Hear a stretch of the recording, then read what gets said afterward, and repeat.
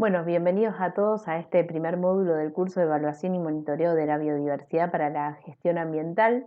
En esta primer clase, vamos a introducir algunos conceptos importantes y sí es también importante que sepan que la clase está dividida en tres partes, justamente para que no sea tan grande y ustedes la puedan ir viendo en los momentos que vayan teniendo, o si no, si pueden, una continuación de la otra. Bien, entonces comencemos un poco tratando de analizar el nombre de este curso justamente porque se llama Evaluación y Monitoreo de la Biodiversidad para la Gestión Ambiental. Y la pregunta es, ¿qué es la gestión ambiental? Porque muchas veces entendemos más o menos de qué se trata, pero es difícil definirlo, ¿no? Entonces, en general, la gestión en sí a lo que se refiere es a indicarnos cómo hay que hacer las cosas, ya sea la gestión ambiental, ya sea la gestión de la calidad, la gestión de la salud y seguridad en el trabajo. Cualquier tipo de gestión indica cómo hay que ir haciendo las cosas, ¿sí? Es un conjunto ordenado de pasos. Y en particular, la gestión ambiental se refiere a organizar justamente las actividades humanas a fin de prevenir o mitigar impactos ambientales negativos, ya sean actuales o potenciales, ¿sí? A eso se refiere la gestión ambiental, o sea, organizarnos de manera tal de producir la menor cantidad de impactos negativos posibles. Recordemos acá también que impacto se refiere a cualquier desviación de una condición natural, ¿sí? Entonces un impacto puede ser positivo o un impacto puede ser negativo. Lo que tenemos que tratar es de evitar los impactos negativos. Y veamos un poco entonces qué significa biodiversidad. Justamente la biodiversidad es la variabilidad de la vida en la Tierra, ¿sí? Desde los genes, las especies, los hábitats, hasta los ecosistemas, ¿sí? Esta biodiversidad es la que, más allá de que por sí misma pueda existir, deba existir, es la que ofrece o es la que nos brinda un conjunto determinado de servicios ecosistémicos. Este concepto ya después lo vamos a ver un poco mejor más hacia el final de la clase, pero ¿a qué se refiere servicios ecosistémicos? Bueno, la definición más difundida, que no es la única, es la definición que da el Millennium Assessment, que dice que los servicios ecosistémicos son todos aquellos beneficios que la sociedad, los humanos, obtenemos de la naturaleza. Si bien es un concepto bastante antropocéntrico, ¿no? Porque es como los beneficios que nosotros obtenemos y que por eso tenemos que conservar la biodiversidad más allá de su valor intrínseco que tenga, pero este concepto nos abrió la puerta para discutir con otras ciencias, con otras áreas, con economistas, con empresarios, con inversionistas, en relación a, bueno, ¿qué es todo esto que tenemos acá y cómo nos beneficiamos? No es solamente un conjunto de árboles, sino, bueno, este bosque nos brinda determinados servicios, tanto sean de provisión, sean de regulación, sean culturales. Entonces nos abrió la puerta a poder generar un abanico de discusiones y de hecho este concepto de servicios ecosistémicos también lo tenemos en varias normativas a nivel nacional, por lo menos acá en Argentina. Y a partir de esto también, en realidad ya el concepto de desarrollo sustentable viene desde antes, eh, pero también nos indica o nos permite pensar, bueno, ¿cómo hacemos para desarrollarnos de forma sustentable o sostenible? Eso también depende del autor que estemos leyendo, cuál es la palabra que usa. Eh, pero bueno, ¿cómo hacemos para desarrollarnos cuidando la naturaleza y aprovechando todos esos beneficios que obtenemos de ella? ¿Sí? Entonces, justamente, como esta biodiversidad es tan importante por el aporte que hace a nuestro bienestar, es que aparecieron un conjunto de normativas nacionales, internacionales y también normativas de aplicación voluntaria como son las ISO, ¿sí? Y acá hago un paréntesis y vuelvo a lo que les decía recién. O sea, la biodiversidad, no quiero entrar en esa discusión de que sí o sí la tenemos que cuidar porque nos beneficiamos nosotros, ¿no? La biodiversidad tiene un valor intrínseco, tiene un valor per se, pero este servicio, como les decía, este concepto, perdón, nos abre el abanico para discutir desde otro punto y con otra mirada. Bien, entonces, basándonos un poco en las normativas existentes para la gestión ambiental, el cuidado de la naturaleza y demás, nosotros en Argentina tenemos una estructura que es la que se ve en pantalla, en donde, bueno, la Constitución Nacional obviamente es la cúpula de esa estructura, y después tenemos que cumplir todos los tratados internacionales, que eso más allá del país en el que estemos, los tratados internacionales siempre están por sobre las leyes nacionales. Después de las leyes nacionales vienen las leyes provinciales, ¿sí? O de los distintos estados, y después las normativas municipales. ¿Por qué esto está en forma de pirámide? Porque justamente una ley siempre tiene que respetar a la que tiene mayor jerarquía. Entonces, una ley nacional no puede contradecir nunca un tratado internacional al cual el país haya suscrito. Una ley provincial no puede contradecir a las nacionales y así sucesivamente. Por el contrario, siempre tienen que ser desde lo que establece la ley nacional, y cada vez profundizando o haciendo más restrictivos los usos que se pueden hacer.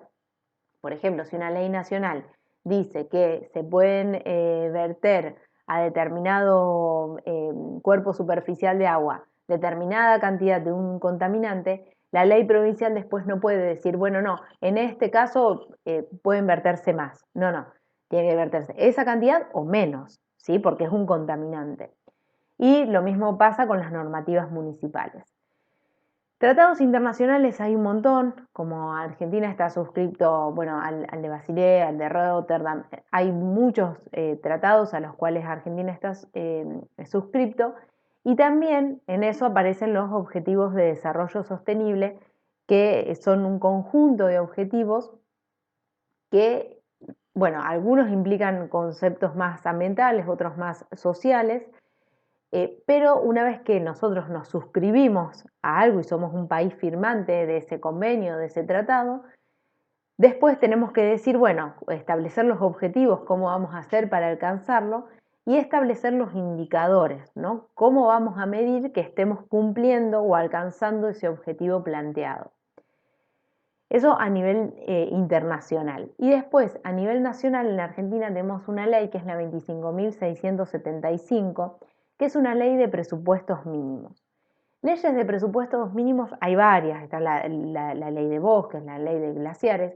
¿Y qué significa que sea de presupuestos mínimos? Muchas veces uno piensa, como habla de presupuesto, que se refiere a cuestiones económicas, pero no, nada tiene que ver con eso, sino presupuestos mínimos se refiere a los requisitos mínimos que hay que cumplir, ¿sí? A partir de eso, después, las provincias, en este caso de Argentina, que somos un país federal, las provincias tienen que establecer sus propias legislaciones y reglamentarlas. La reglamentación de una ley es decir cómo se va a implementar esa ley, ¿sí? Entonces, si una ley está sancionada pero no está reglamentada, no la podemos aplicar porque no sabemos cómo hay que hacerlo, ¿sí? Entonces es muy importante que siempre que busquemos información o que estemos en un proceso de sanción de alguna ley, es importante saber eso, que siempre cada ley tiene una reglamentación, que la reglamentación es la que nos dice qué es lo que nosotros tenemos que hacer. Bien, entonces vamos un poco más a lo que dice un apartado de la ley 25.675, que, como les decía, es una ley de presupuestos mínimos que nos indica, que nos fija el marco de los objetivos de la política nacional e impone definiciones en materia de derecho ambiental, regula el daño ambiental de incidencia colectiva, y esto es muy importante, incorpora el procedimiento de evaluación de impacto ambiental como instrumento de política y gestión ambiental. ¿Qué significa esto de evaluación de impacto ambiental? La evaluación es una herramienta técnica, ¿sí? Es un proceso a través del cual me permite identificar, predecir, evaluar y mitigar los efectos biofísicos, sociales y otros de relevancia, como pueden ser un impacto cultural, causados por el desarrollo de proyectos, antes de que se tomen decisiones importantes y se establezcan compromisos. ¿Qué significa esto? Que la evaluación de impacto ambiental se hace junto con con el desarrollo de la idea del proyecto. O sea, no cuando ya el proyecto lo están ejecutando o cuando la actividad inició. La evaluación de impacto ambiental se hace de forma previa. ¿Por qué? Porque nosotros con la evaluación de impacto ambiental lo que nos permite hacer es evaluar cuáles van a ser, por eso dice predecir y evaluar cuáles van a ser los efectos de esta actividad en distintos aspectos biofísicos o sociales o económicos o culturales, como les decía recién, pero antes de que estos ocurran. Entonces, si nosotros predecimos que va a tener determinado impacto en determinado aspecto ambiental, lo podemos cambiar, lo podemos corregir, se pueden establecer medidas de mitigación, ya eso después también lo vamos a ir viendo. Distinto es, que acá pasa mucho y en toda Latinoamérica también, que hay mucho, más allá de que la ley indica que cualquier actividad tiene que tener previamente una evaluación de impacto ambiental, dependiendo del tipo de actividad, pero hay muchas veces que la actividad ya está en ejecución y nos encontramos que no tenemos hecho la evaluación de impacto ambiental. Por ejemplo, hay empresas que hace años que vienen trabajando y nunca hicieron la evaluación de impacto ambiental de su actividad. Entonces, en ese caso, se hace otro procedimiento que es la auditoría de cumplimiento. La auditoría de cumplimiento, el objetivo es similar, si se quiere, ya que busca, identificar justamente cuáles son todos los impactos que tienen, en qué momento de la cadena de producción se producen y cómo hacer para mitigarlos, pero el enfoque que tiene es diferente. La evaluación de impacto ambiental es cuando el proyecto está la idea, pero todavía no se ejecutó, y la auditoría de cumplimiento es cuando ya está en actividad. Entonces, lo ideal es justamente que haya una evaluación de impacto ambiental, pero no siempre ocurre en la realidad. Y como les decía, no son todas las actividades las que tienen que tener una evaluación de impacto ambiental. Eso que depende de lo que diga la normativa provincial, ¿sí? Hay provincias que indican que determinadas actividades de determinado rubro tienen que tener una evaluación de impacto y hay otras que no, que simplemente piden algo que se llama un aviso de proyecto. Entonces, eh, en algunas provincias se llama así, en otras le cambian el nombre, pero es básicamente lo mismo. En ese aviso de proyecto yo puedo mostrar qué es lo que se hace en esa actividad, lo presento a la Secretaría de Ambiente y desde la autoridad de aplicación me dicen, bueno, está bien, no hace falta que hagas una evaluación de impacto ambiental, o en otros casos me dicen, no, sí, vas a tener que hacer una evaluación de impacto ambiental. ¿Sí? Eso depende mucho de la reglamentación de cada una de las provincias. Entonces, volviendo al caso, ¿cómo se hace una evaluación de impacto ambiental? Tenemos distintos pasos. Los primeros siempre son, definir, explorar, ver qué hay, qué tengo, ¿sí? Entonces, en la exploración y en la evaluación preliminar es muy importante, empezar a acercarme. ¿Dónde va a ser el proyecto? ¿Cuál es el ecosistema que voy a estar afectando? ¿Cuáles son los valores de biodiversidad? ¿Qué especies de interés? ¿Qué hábitat de interés? ¿Hay algún ecosistema particular que tenga que mirar? Voy a mirar el paisaje en su totalidad. Y después es muy importante que yo haga una consulta a grupos de interés, una búsqueda bibliográfica y reconocimiento a campo.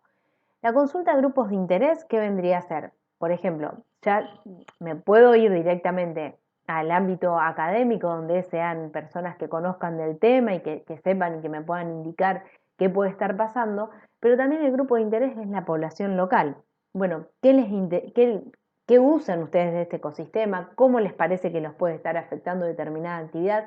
Siempre es muy importante tener justamente una consulta, sobre todo en aquellos lugares donde hay mucha población rural, comunidades nativas, entonces, comunidades indígenas, digamos, o aborígenes. Entonces, siempre es importante consultar, hacer una consulta a los distintos grupos de interés que puedan estar en la zona.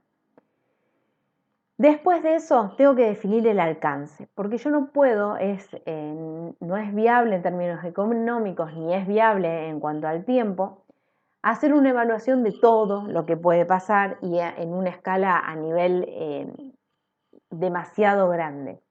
Entonces tengo que definir el alcance. Voy a medir todo. ¿Qué voy a medir? Lo hago en una sola estación, lo hago en 2 estaciones, o sea, en qué escala temporal lo voy a medir, y siempre tengo que fijarme también cuáles son los requisitos de los organismos reguladores. Siempre hay que volver a lo que dice la normativa, a lo que dicen las reglamentaciones en relación a lo que me están pidiendo para que yo haga una evaluación de impacto ambiental. Después que tengo definido ese alcance, que es lo que voy a mirar, justamente hago el estudio de línea de base, ¿sí? Que no es más que la recopilación de información de campo.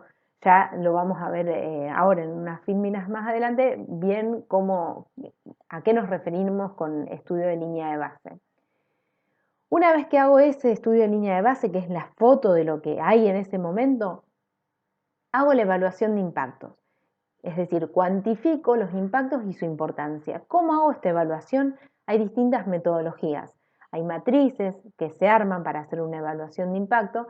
Entonces, en esas matrices tengo que ir, bueno, como les digo, hay distintas metodologías.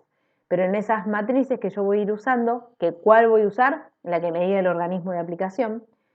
En esas matrices yo voy a ir diciendo, bueno, qué impacto tiene determinada actividad, qué magnitud puede tener, cuál es la frecuencia que puede tener ese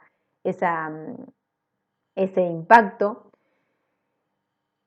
Estas evaluaciones de impactos se hacen en grupos interdisciplinarios, porque como les decía al principio, en la definición de una evaluación de impacto ambiental, se tienen que mirar no solamente los impactos a los componentes biofísicos, sino también sociales, culturales, arqueológicos.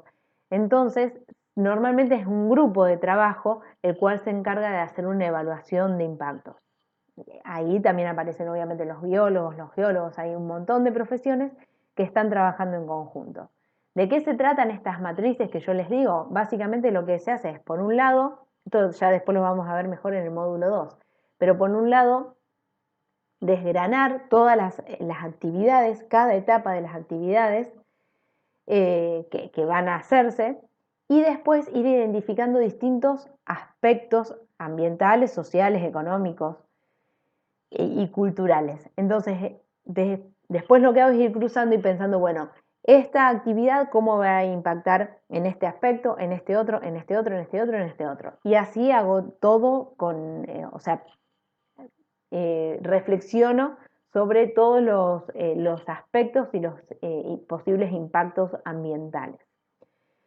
Bien, una vez que tengo esa evaluación de impacto, lo que hago es definir estrategias de mitigación. ¿Cuáles son las estrategias de mitigación? Primero tengo que pensar en evitar, bueno, este impacto que es importante, que es de una magnitud bastante interesante, ¿lo puedo evitar? ¿Puedo cambiarlo? Si cambio el proceso, ¿dejo de tener este impacto? Entonces, primero tengo que tratar de evitar. Si no lo puedo evitar, lo tengo que minimizar. Bueno, a lo mejor, no sé, por ejemplo, la liberación de contaminantes a la atmósfera, bueno, no lo puedo evitar, pero lo minimizo. ¿Cómo lo minimizo? Poniendo filtros de determinadas características en la chimenea de la industria. Entonces, de esa manera puedo llegar a manejar o minimizar determinado impacto. Si no puedo ni evitar ni minimizar, después tengo que tratar de restaurar. ¿Qué significa? Es cuando ya el daño está hecho y de alguna manera tengo que restaurar el ecosistema o el aspecto que se haya visto afectado para tratar de llevarlo a una condición inicial. Nunca se va a volver a la condición inicial, por eso siempre es mejor evitar o minimizar. Pero bueno, en el caso de que no se pueda hacer y de que en sí en la evaluación de impactos finalmente me diga que el proyecto es más allá de ese impacto en particular, es bueno para la zona, es bueno para la gente del lugar y demás, lo puedo llevar adelante, pero tengo que tratar de restaurar de algún modo ese impacto negativo que generé. Y si no lo puedo restaurar, que la restauración ocurre en el lugar, tengo que tratar de establecer medidas de compensación. Es decir, bueno, este lugar ya está impactado, lo dejo como está, pero compenso en la restauración o en la reforestación, por ejemplo, de otro lugar. ¿Sí? Entonces la compensación quizás no es en el mismo entorno de la actividad, sino en otro lugar, pero bueno, de algún modo compenso lo que estoy generando. Bueno, la primera línea está repetida, es lo que les decía recién. Una vez que tengo la evaluación de impacto ambiental, todas las medidas de mitigación que voy a hacer, armo el informe, que es la presentación de los resultados y las conclusiones. Eso lo presento al organismo de aplicación, el cual hace una aceptación o rechazo, pero también yo tengo que hacer un monitoreo. Tengo que evaluar de forma permanente la eficacia de las acciones de mitigación. En el caso de que yo haya planteado algún tipo de acción de mitigación y esté viendo con el monitoreo de que, por ejemplo, la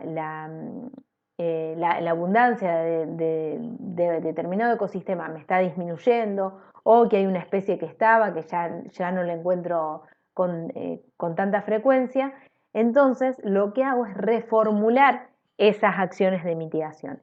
Y esto es importante en lo que es algo que se llama manejo adaptativo, ¿no? Entonces yo voy definiendo qué puedo hacer y lo monitoreo.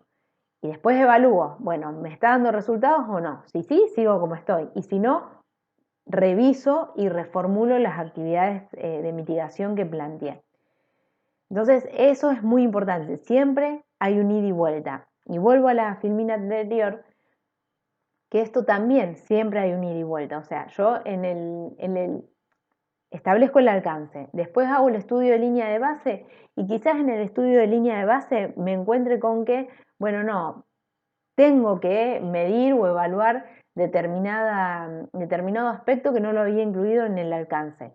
Entonces lo reformulo, ¿sí? Vuelvo al nivel anterior. Con la evaluación de impactos también quizás me pase lo mismo. Ay, no, resulta que me falta información para poder definir este impacto. Vuelvo a hacer el estudio de línea de base.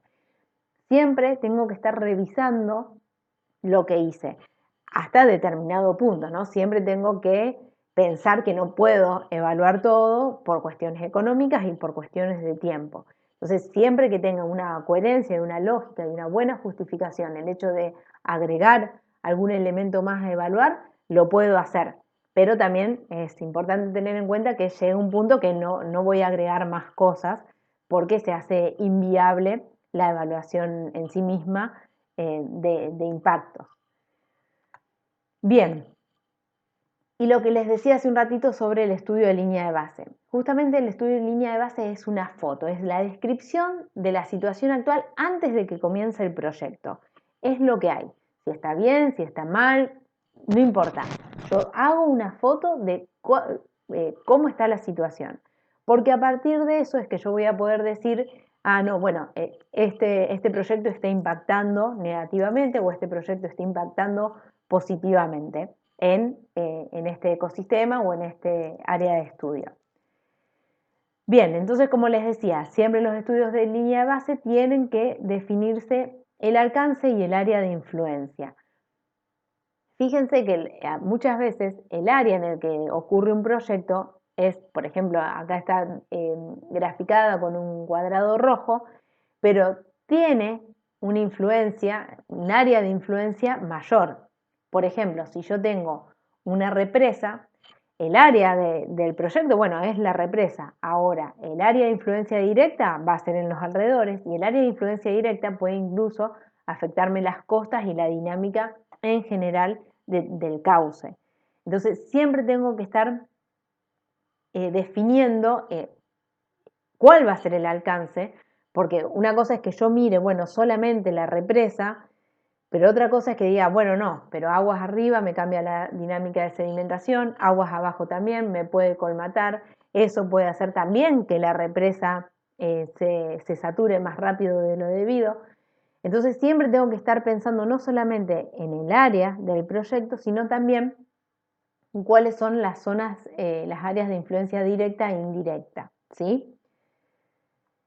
Bien, y lo que les decía hace un rato, es importante reunirse con los grupos de interés, reuniones de expertos, de gente que sabe del tema, después realizar el relevamiento de campo para la línea de base y una vez que tengo el relevamiento de campo y toda la información recopilada, armo el informe. Ese informe tiene que ser claro, tiene que ser conciso, tiene que ser completo, pero al mismo tiempo no me puedo estar extendiendo en cuestiones que no hacen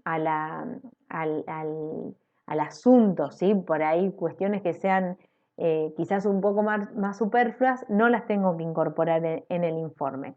Pero con todo eso sí armo la línea de base y ese es el informe que va a quedar de registro de cómo era la situación al inicio del proyecto. Y es sobre esa línea de base que yo me voy a manejar para hacer después la evaluación de impacto ambiental, definir las actividades de mitigación, el monitoreo que vaya a hacer y demás. Así que bueno, esto es la primer partecita de este primer módulo. Ya después nos seguimos viendo en los próximos videos.